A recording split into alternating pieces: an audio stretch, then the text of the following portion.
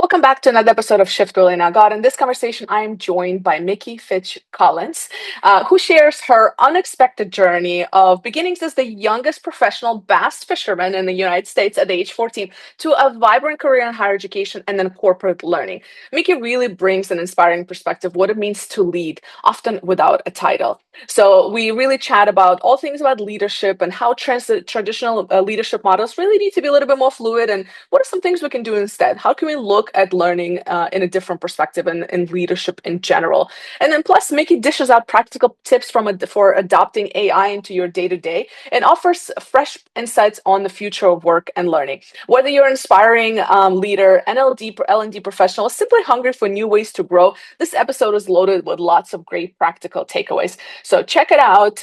As always, subscribe, like, comment, and come back for more. Mickey, welcome to the Shift Podcast.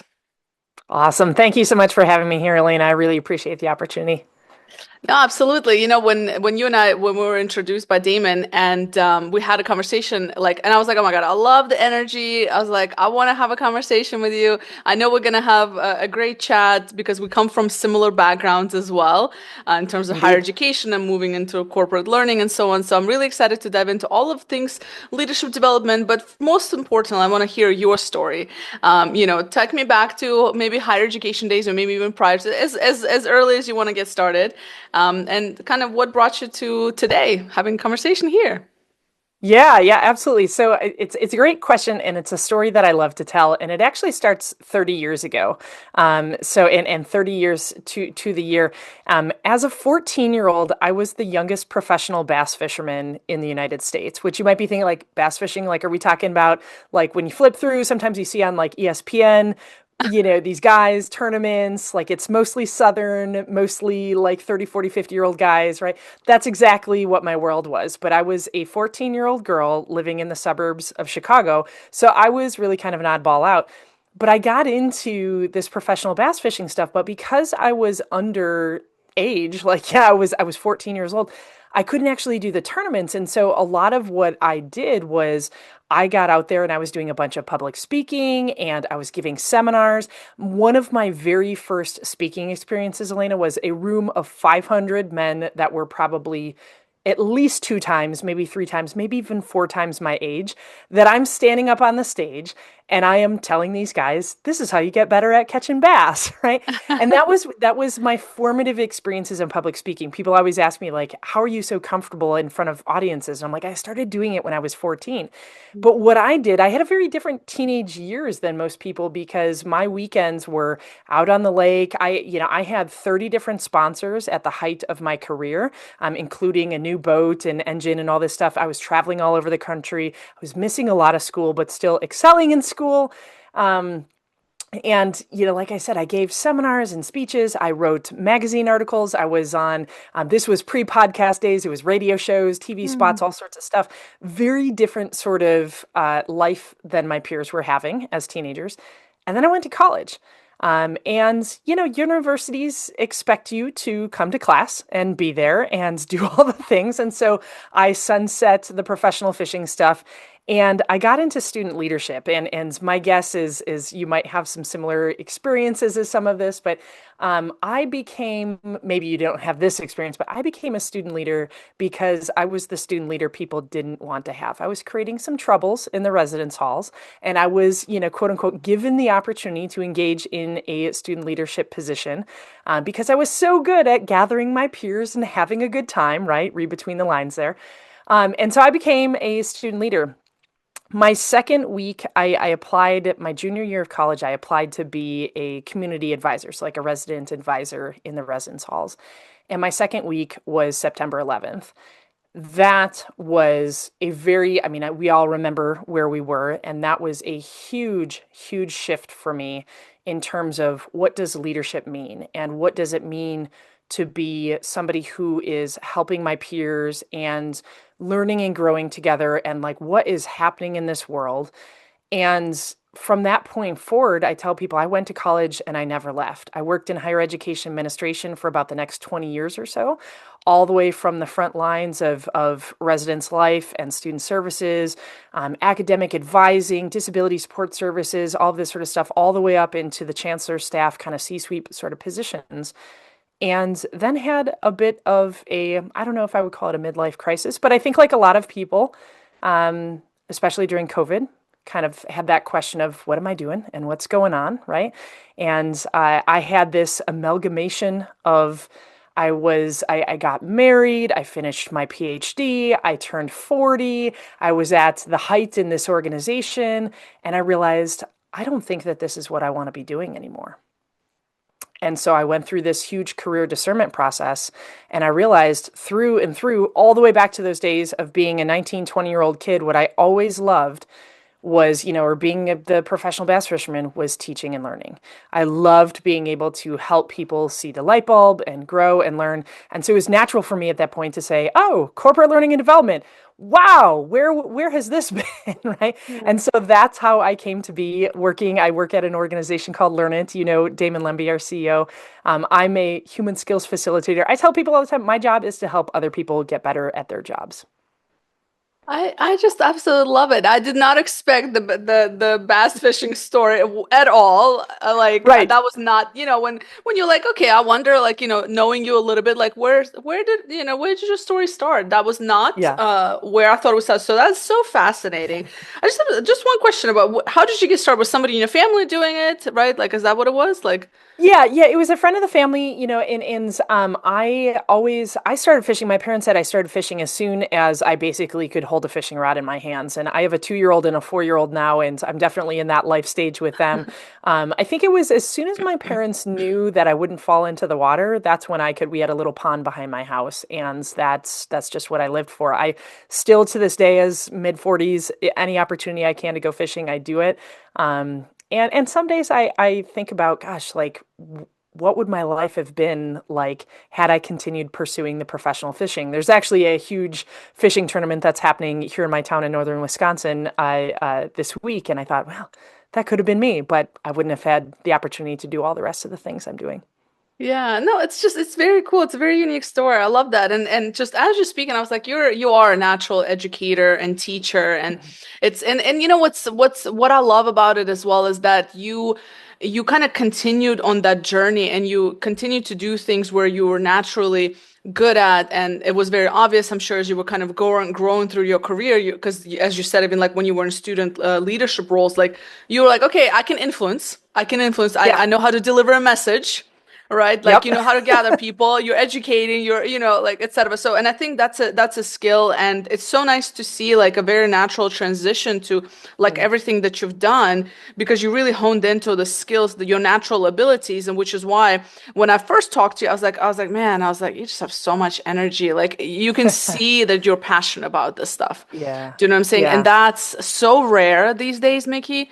I Mm. mean, you and I both know, like we're in this space. It's so rare to anyway, so I'm always in awe of people. I love meeting people that are passionate about things, and now knowing your backstory, I was like, okay, well, naturally this was just your whole thing from the beginning.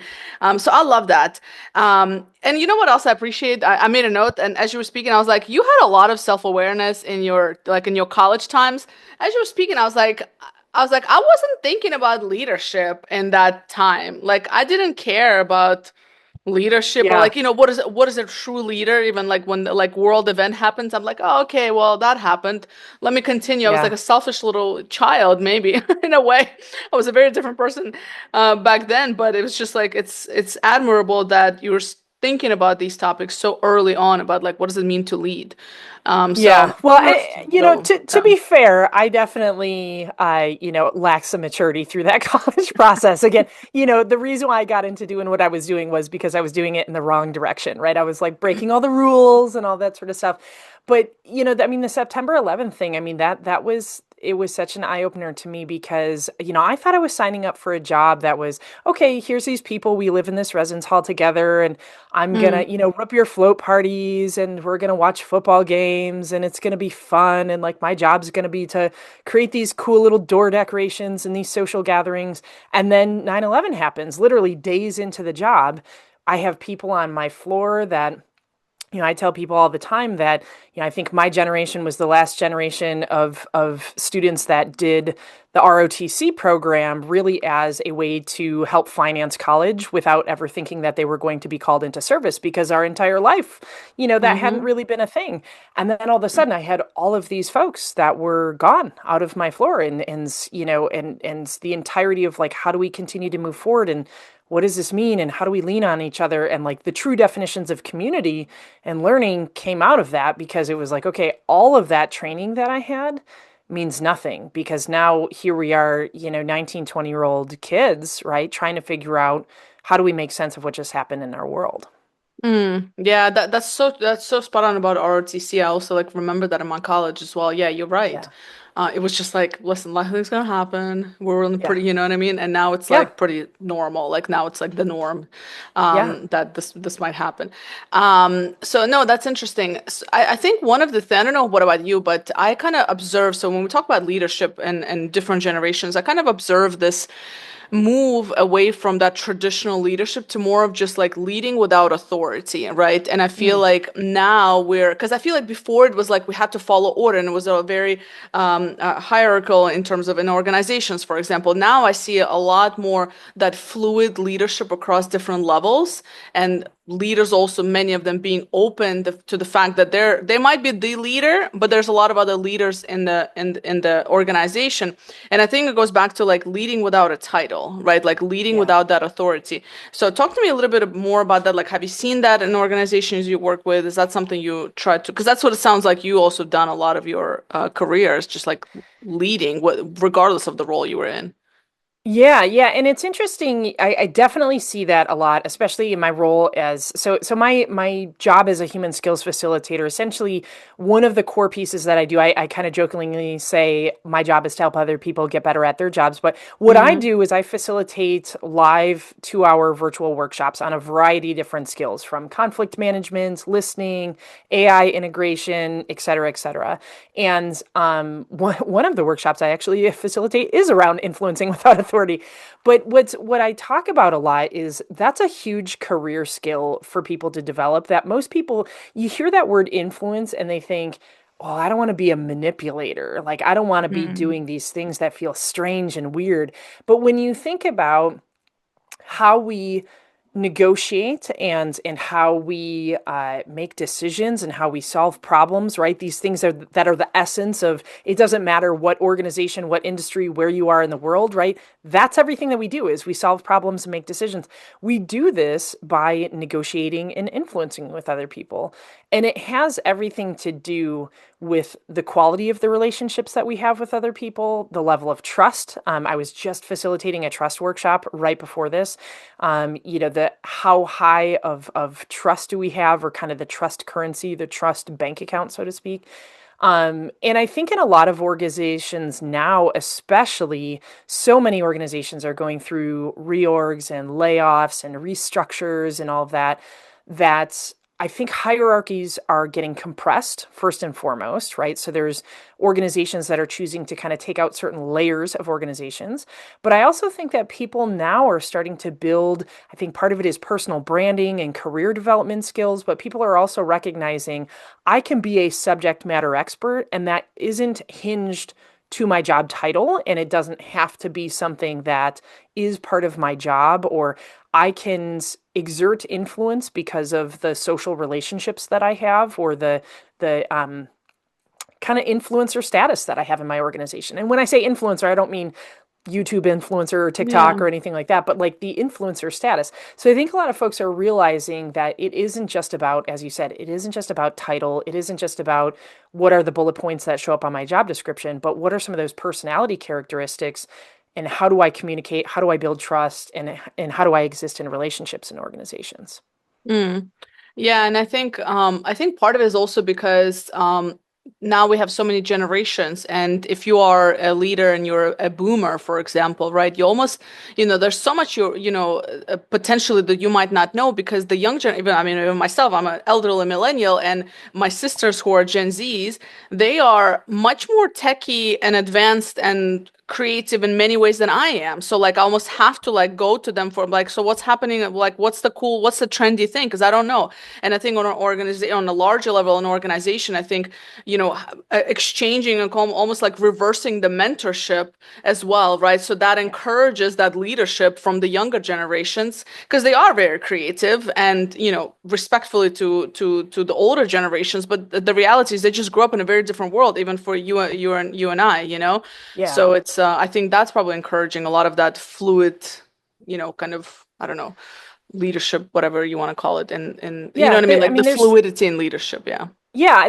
I mean, there's two things there, Elena, that I want to point out. Number one is the reverse mentoring thing. I have been just jamming on this so much recently, so much so that I keep kind of thinking about this idea of like pulling together like a mastermind group of like, women in particular that want to engage in this reverse mentoring for exactly what you said is, I feel like I would also call myself an elder millennial, right? I feel like, for a long time, I was the young one in the organization and I was quote unquote too young to do this or that or anything.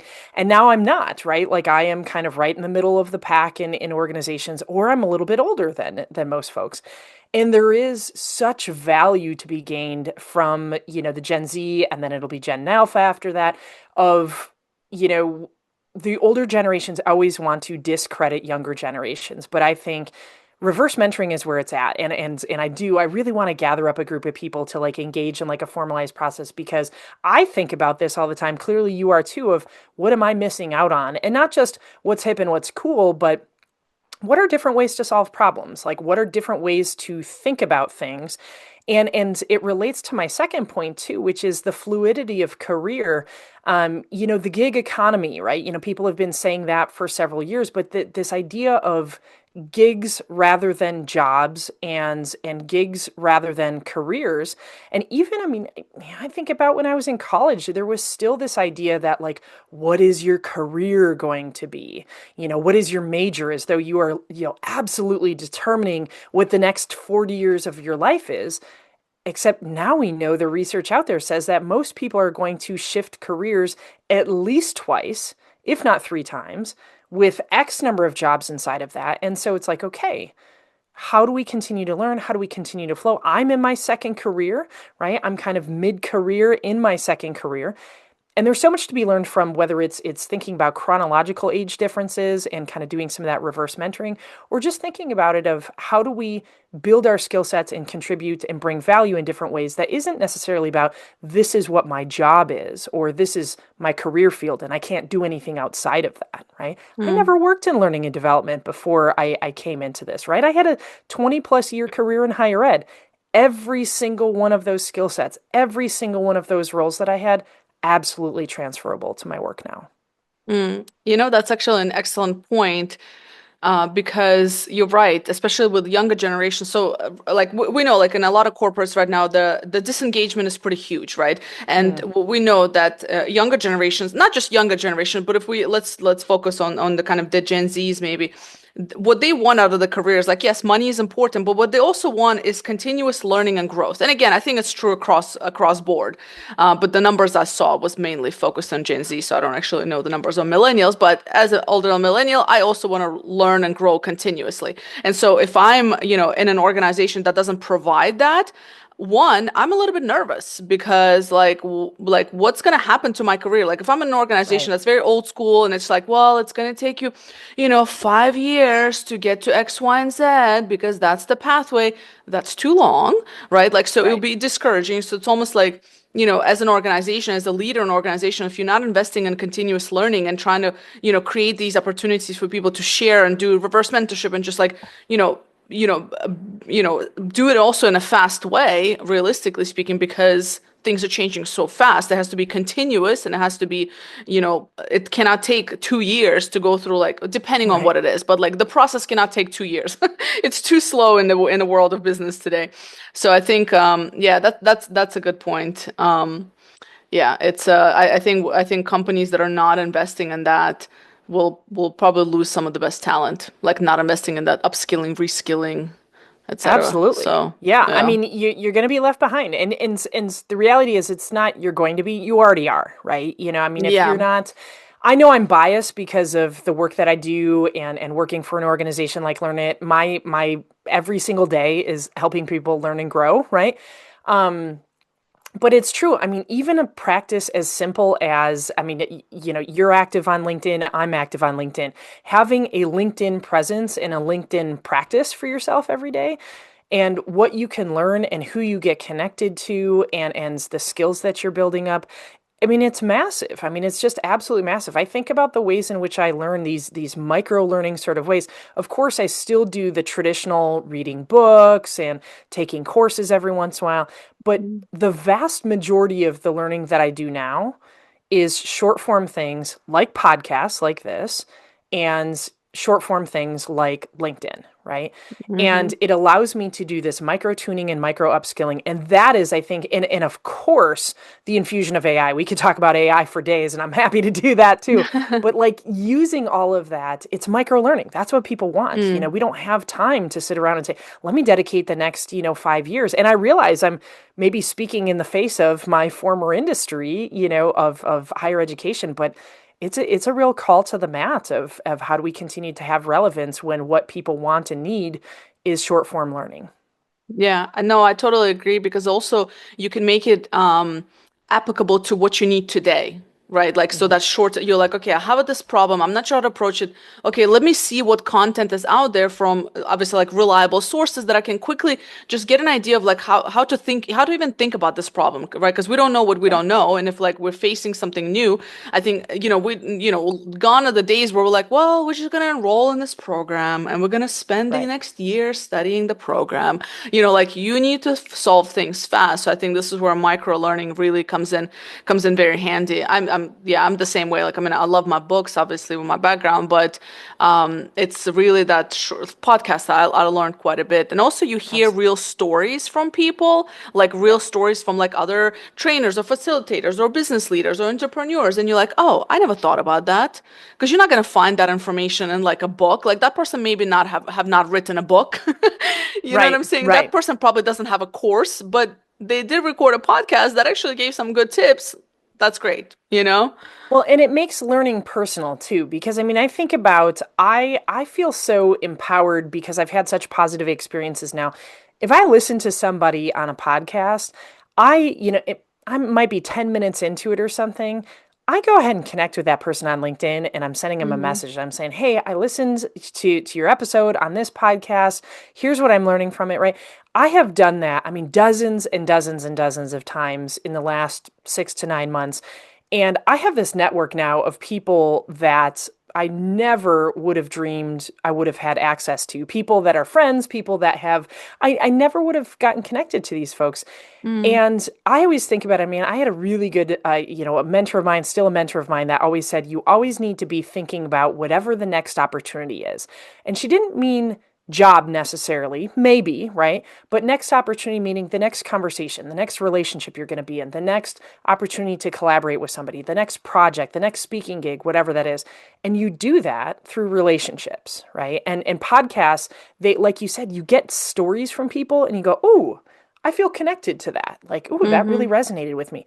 And I always think, well, if it resonated with me and I'm thinking about that, I should reach out and tell that person, right? It's kind of like a Hmm. gratitude practice too. Yeah, no, I love that. Yeah. So, key takeaway, definitely keep learning and find personalized ways to learn. I love that. And I love it because it's accessible and available to everybody, right? Yeah. So that's the beautiful part about it. Let's talk a little bit about human skills because I think this is where it's very interesting. I'm curious your thoughts as a facilitator, number one, Yeah. and somebody who's in this business. Like, what are the top skills that people come to you guys for, right? What have you found surprising? I don't know, like any like insights that you can share around human skills. What's popular? What's going to be definitely in demand? What do people focus on? What should leaders, think about for their staff and so on? Yeah, absolutely. I am fortunate because of my life experiences and my education that I facilitate 98% of kind of what we offer at Learn It in terms of like the workshops and stuff. But definitely, I mean, I know people might roll their eyes a little bit with what I'm about to say, but AI skills, I mean, that's the huge one.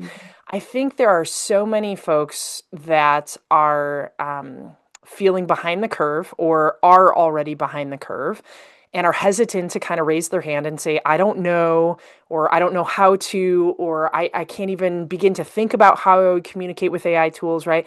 And so that's a lot of what I do is I facilitate a number of our AI workshops. I call myself on LinkedIn a happy AI integrator, right? Because that's the way that I look at it is how am I integrating? It's like work-life integration, work-life AI integration, right? And I try to Mm, bring that into the workshops of here's some things that can value add for you personally. Here's some things that can value add for you as an individual. Here's what can value add for you as an organization. So that's one of the biggest skills. The other side of it, and one of my good friends and connections uses the term AI adjacent skills, kind of thinking about, okay, we definitely need to build our AI skills, but we also need to build up the adjacent skills. The number one skill that I absolutely think is the one that people need to double down on is their critical thinking skills.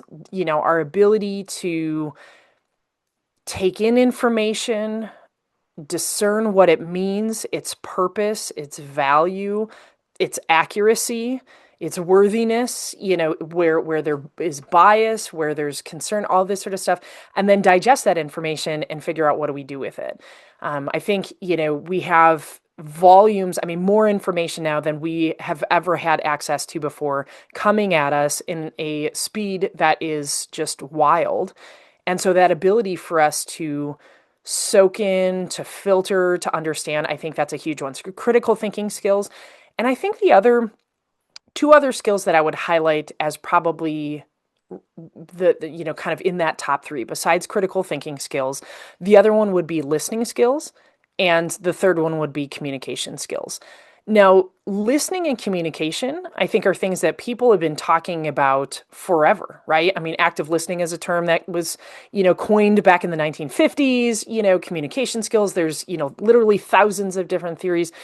But I think the core of conflict, the core of issues in our workplace oftentimes is because we don't know how to communicate with one another. I think because of the speed and the pace in our workplaces, people don't know how to listen to one another. And so I spend a lot of time facilitating those workshops, is kind of helping people better understand how do you communicate? How does that cause problems for other people? Are you actually a good listener? What can you do to become a better listener? And then the critical thinking skills. mm. I always chuckle to myself because you're right, listening communication skills have been like, it's one of the most in-demand trainings still. And it's been like that for decades. Forever. Yeah, Forever. yeah. Like Why we aren't we need learning? what like no, but it's like it's crazy because it's like we know this collectively as society, yet we're just it's not something that gets passed on from generation to generation. We've Yeah, lost that somewhere. yeah, yeah, But it's absolutely. it is interesting because we always need it, but also I think because those are skills that tied very much to situations and emotions and behaviors, and I think every depending on who you're listening to, who you're talking to, who you're communicating with, it's also a lot around managing our emotions and managing whatever's happening in that moment, which then gets us to communicate good or bad, Yeah, right? At least like even in whether it's in personal relationships or in professional. And then also I think just, communication's hard, like because it just, I mean, we all have different perspectives. We all, assume a lot of things, right? Like it's a true skill to pause and be like, am I being biased? Am I receiving this objectively? Am I receiving this and personalizing and when it's not about me, right? So, and I think anyway, so it's very interesting because it's such a hard skill, and I think it will forever be a needed skill,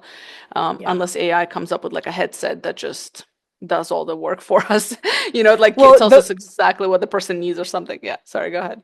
the one skill that I would add on to that I think you were kind of hinting at with all of this too is emotional intelligence, right? Hmm. Our ability to look in the mirror and say, what's going on for me and how am I showing up? And And you were talking about like the ability to pause too, and pausing is just as much part of listening as it is emotional intelligence and self-awareness. And I think that there is more interactions people are having now that they are assuming they don't need to be self-aware or to have this understanding of presence because it's like everything is just demanding speed and solution, but there's humans in the middle of all of that, and the emotional intelligence. How am I showing up in this space? What energy am I bringing to this moment? And I know that that might sound a little woo-woo to people, but it's really important because if I want to have positive, healthy relationships in my personal life, in my professional life, I need to be willing to look in the mirror and say, what am I doing well and what am I not doing well? And how do I improve? Mm. Which is so hard to do for us humans in general, Hmm. right? So it's the hardest thing is ourselves.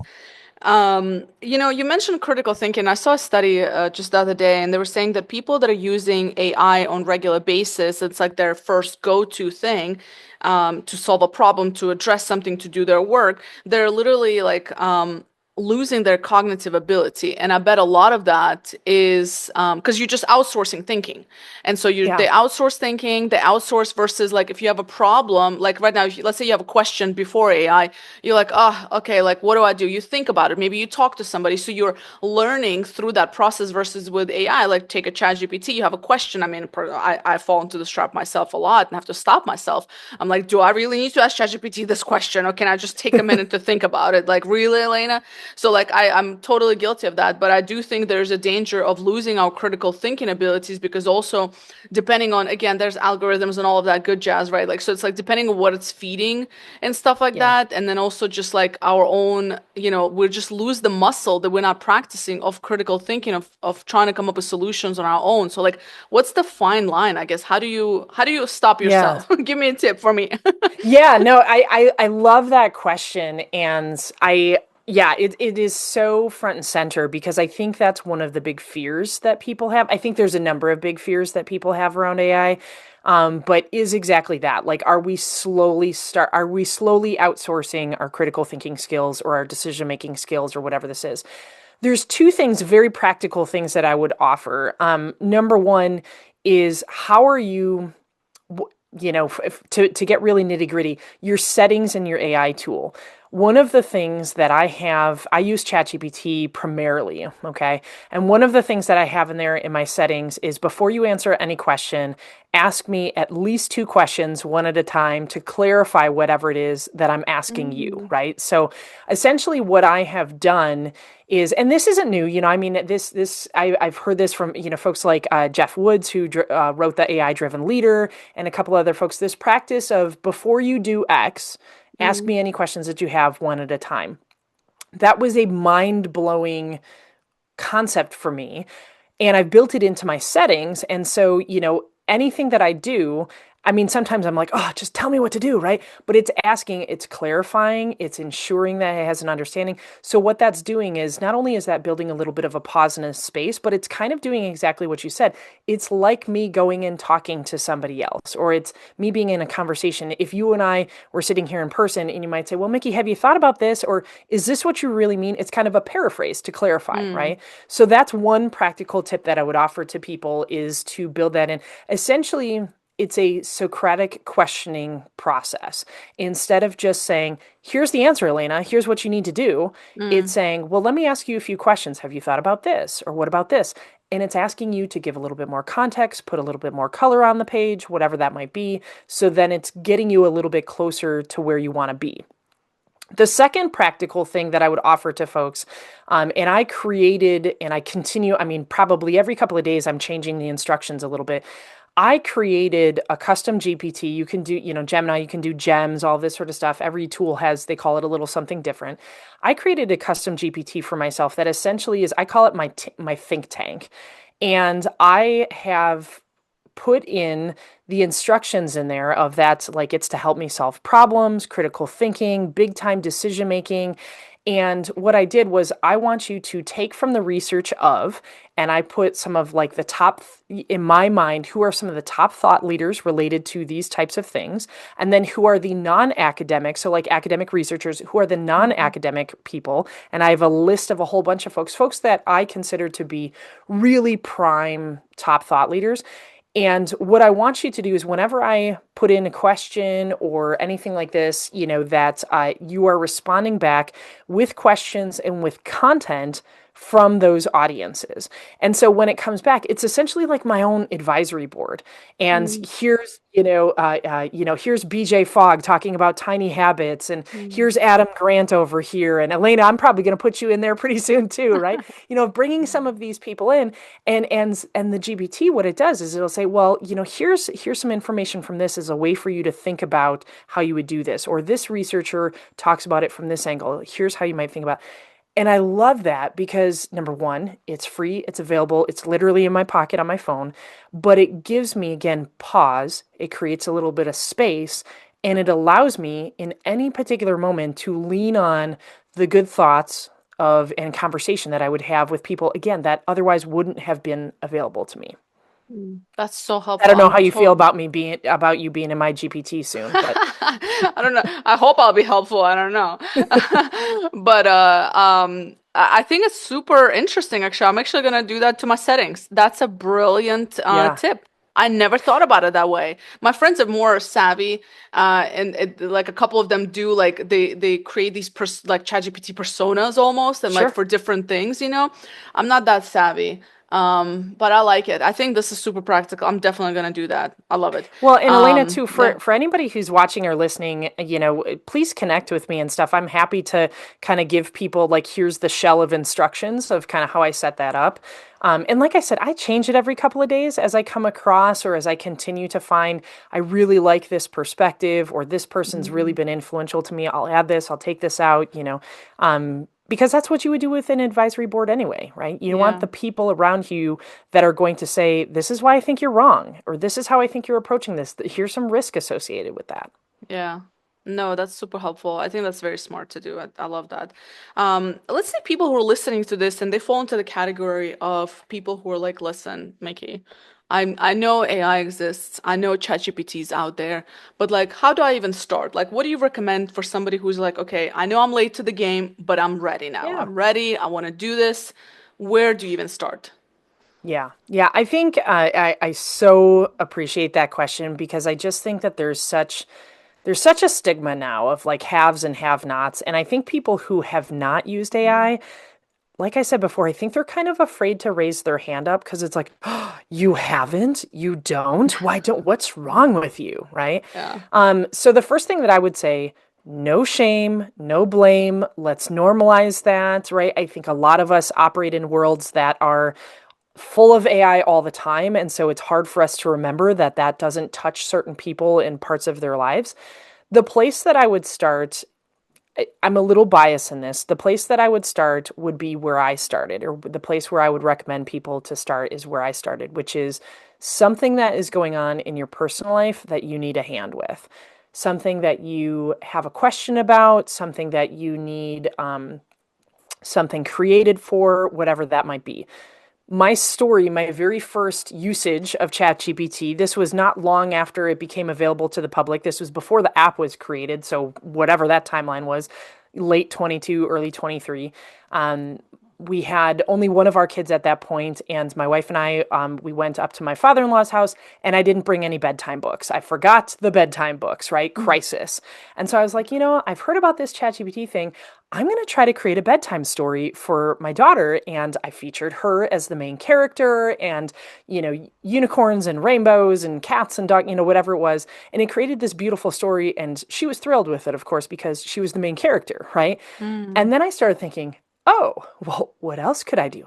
Meal planning, right? I'm the chef and the cook in the house and the grocery shopper. So I'm like, well, how could this? Because I'm spending hours every week, like pouring through physical cookbooks and going out on the internet and all this. So then I did meal planning stuff. And it was stuff like that, fixing a part on the lawnmower, like things like that.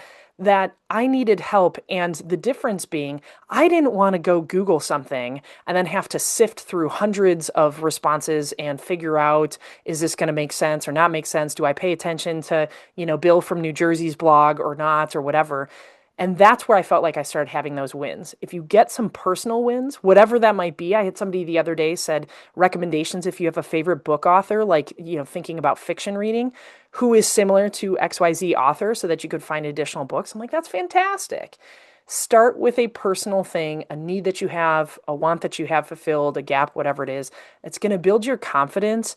And confidence and competence are like the left hand, right hand of any skill building. So if you start feeling confident, you're going to become more competent. And then it's going to kind of pour back and forth. And then we can bring it into our work, into the, activities that we do in our communities. I love it. And I love the whole story. You forgot the bedtime stories, and you just Yeah, made the it's ChatGPT true. create one. I love it. But it's so Yeah, smart. Like it's so clever to just be like, oh, like let's just create this, yeah, That's so awesome. That's so awesome. That's such a tip. So for parents who are listening, like there you go. That's probably a yeah, quick way to get started, and you're gonna love it after that. You're gonna be like, oh my God, this is amazing. yeah. Yeah, and you don't have to carry the physical books around, right? Well, unless I mean Yep. the kids probably like the pictures as well, I would assume. So, Well, you can but do that too. You can ask, I mean, now you yeah, can generate some images to go with yeah, this story and stuff. Yeah, it's yeah. it's very cool. Yeah. Very, very cool. I like it. Yeah, it's pretty practical. I like the personal stuff because it's like it's less intimidating, right? It's just the personal Yeah. stuff that you can use it for, and you kind of would know like if you like it or not. Then you can, Yeah. it's a little bit less intimidating. Let's put it that way. I like that. I like that start. Um, let's think about the future. Your pure guesses. What are you thinking? Where is this going to go? The world of learning, the world of skills. Let's say 1 year and then 3 years. What are your predictions? Mm. Let's have fun with it. Yeah. Yeah, I mean, I think it's so hard, obviously, to know kind of what's happening and at what speed. I mean, I feel very confident and very sure of the work that I do. Of, like I said, I tell people all the time, my job is to help other people get better at their jobs, and I make learning livable, laughable, and lovable, right? Like that's kind of my jam as an individual. That's never going to go away, right? We talked about, oh, we've been talking about active listening since the 1950s. Why are we still, not? It's the way in which we're going to learn and develop. That's what's going to Mm, shift and change, right? It's not that we don't need, certainly, there are some skills that are going to start fading away, right? I think most of us, probably out in the audience, can think about skills that parents or grandparents or great grandparents that had that we don't have anymore. And some of that is okay, and some of that's sad, right? That's why we like learn how to, bake sourdough and stuff like that. And we learn how to sew our socks because we want to rebuild some of these skills. But I think in the world of learning, the core of the skill building that we need to do isn't going to change. The how we do it is going to change. I think the people's preferences, as well as I think the way in which our brains are kind of changing to wanting shorter form learning opportunities, right? And so whether that's YouTube videos, TikTok shorts, whatever the next iteration of that is, that shorter form learning, the quick burst sort of stuff. This is why podcasts, I mean, there's, literally, I think 4 million different podcasts in the world or something like that. That number has doubled over in the last 5 years, right? People love short form learning. They mm, also love personalized learning. So when I think about what the next year brings, I think the next year is going to be a lot shorter form learning. I think it's going to be more personalized. I think it's where people are we're compressing the distance between who is the teacher and who is the learner. And again, that comes back to that reverse mentoring idea of how are we mm. facilitating learning and growing together. 3 years from now, gosh, I don't know. I think the world of learning and development, um, there's so many conversations I've found myself a part of. I also host a podcast, and I have found myself in so many conversations about how are we positioning learning and development, not just as a cost center, but as a strategic partner. And I think people are going to now see the organizational value of learning and growth and development. And so I think it's going to be much more codified into everybody's day-to-day work instead of saying this is an add-on or this is a nice to have. And so I think the world world in which we live in, there's going to be an expectation of upskilling. And so I think the demand for short form learning, personalized learning, micro learning is going to go up and up and up because businesses, some industries, some organizations are starting to fade out because of some of these changes.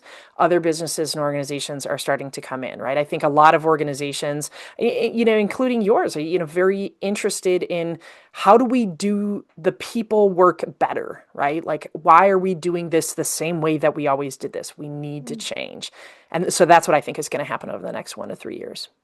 Yeah, and then, to bring it full circle, we started talking about leadership, and I think this is where leadership is really going to, be so essential because we're going to need to not only just worry about, kind of driving the business forward, which is great, but the business won't move forward without people. And Yeah. so investing back into the people, right? Like I think that's going to become so important. Also transparency and that trust that you were talking about in the beginning of the conversations, like being able to build that trust and saying like, we know change is coming, it's inevitable, but here's how we're going to move forward together. And here's the plan that we have as leadership and so on. And I Yeah. think that's going to, all those skills that you talked about, communication, listening, I think they're going to become more and more important. Those human pieces that we still, like only we can do, hopefully, at least for now. I mean, honestly, I really Yeah. think it's only a matter of time until that gets replaced. I think leadership is gonna. I was talking actually to somebody yesterday on a podcast, and I said leaders that are not prepared for this, like leaders that are don't have the skills of being an empathetic leader, somebody who is not only a visionary, but somebody who can kind of not only set the mission and the vision, but also lead by example. I think if Yeah. if we're still so focused on the numbers without forgetting what drives the numbers, I think Yeah. those companies are just going to go out of business, honestly, because yeah, I think leadership is going to become even more and more important. Good I leadership. think you're absolutely right. I mean, I see this and I hear this in the workshops. I do some coaching with Learn It and some individually on my own as well with other Mm, folks too. And that's what everybody's saying, right? Is, you know, I we cannot move the needle forward in organizations without supporting and empowering the people. And I think there's this just aged idea that people will just move because the organization says so, that people will just change because the organization demands it. But I think, we're in a little bit of a revolution now where people are saying, hang on a second, like we do need honesty, we do need transparency, we need real people, voices, relationships, and we need the technology and we need the AI integration. It's a both and. It's not a if this, then that, or yes, but sort of thing. And I'm totally with you. I think the organizations that are going to say, hey, that's not for us, that doesn't affect us, the people who say that it's going to become irrelevant, those businesses are going to go away. The ones that are doing leadership well and supporting people through the process are the organizations. That's what people are going to buy from. That's who I'm going to give my money. That's who I'm going to seek for services, is people who can see this as a both and not a yes but. mm. Yeah, absolutely.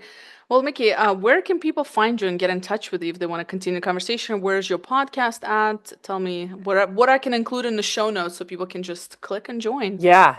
Yeah, absolutely. I hope that every single person out there listening and watching this gets connected. LinkedIn is the best place to find me first and foremost. Mickey Fitch-Collins. You could just search for Mickey and I probably come up somewhere. But definitely LinkedIn is a great place. Get connected to me, send me a message. The other thing that I would like to offer to people too is to go to learnit.com, learnit.com/Mickey.